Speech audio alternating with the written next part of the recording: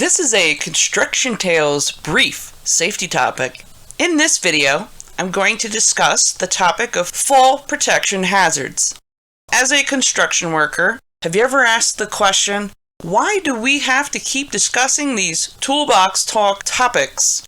Regardless of how many years you have been in the business, refreshing the mind on these safety topics can work to help mitigate a job site accident.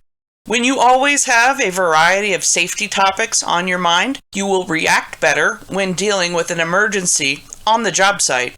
This is exactly why Toolbox Talks are mandated for crews each week. If you have ever wondered why are you forced to discuss different safety topics, you now have a better understanding as to why this is a required weekly task.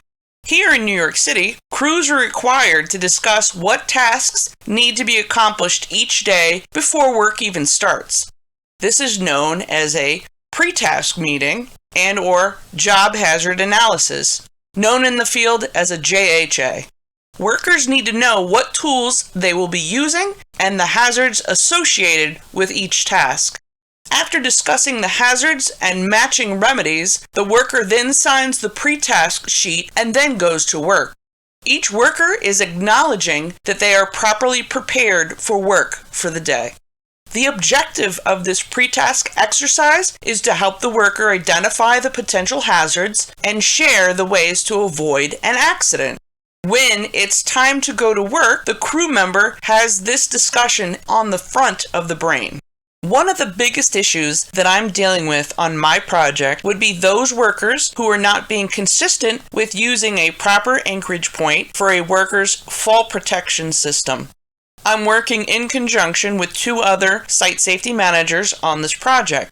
We are working together on 3 large 20-story residential high-rise buildings within a large complex that sits in the middle of Queens in New York City. We all witness the same issues in regards to fall protection. You may ask, what is fall protection?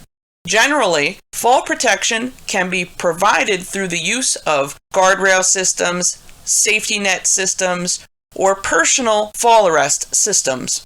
For the purpose of this particular video, I'm going to speak on the personal fall arrest system. A personal fall arrest system means a system that's used to arrest an employee in a fall from a working level.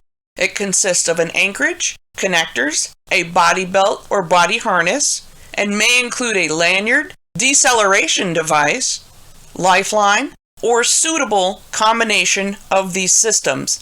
In my region, body belts are not allowed. Some of our workers wrap their lanyard, also known in the field as a yo-yo, around the aluminum railing that serves as a fall protection for the concrete breezeway. There are 2 different types of lanyards. The first lanyard is called a positioning lanyard. A positioning lanyard controls where you're physically able to move to in order to keep you from entering a fall hazard zone. The second one is called a shock-absorbing lanyard. A shock-absorbing lanyard contains an energy-absorbing unit to limit fall arrest forces in the case of a fall. The anchorage needs to be pull-tested and capable of holding at least 5,000 pounds. Relying on an old aluminum railing that was installed back in the 1950s is not a good idea to rely on in order to avoid a falling death. Another issue in relation to fall protection we see is the lack of consistency with connecting the lanyard to the anchor.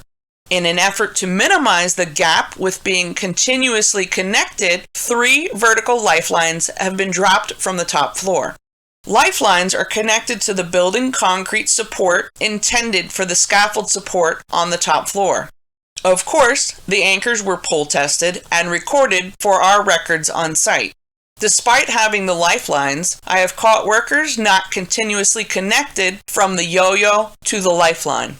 In the event of working at a spot where the lifeline doesn't reach, it's wise to engineer a horizontal lifeline. The average worker on site is between the age range of 20s to 30s. Sadly, the younger workers take on more risk as opposed to the older workers. This makes them wide open to accidents. I'm even guilty of taking risks when I was younger. I thank God that I didn't have to pay the price for my cowboy moves from the past when I was much younger and less experienced. The cold, hard reality is that it only takes a fraction of a second to fall. By the time you even realize that you're falling, you will already be on the ground.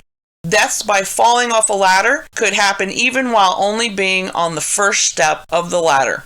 All a person has to do is hit their head in a particular spot, and life is over for the victim.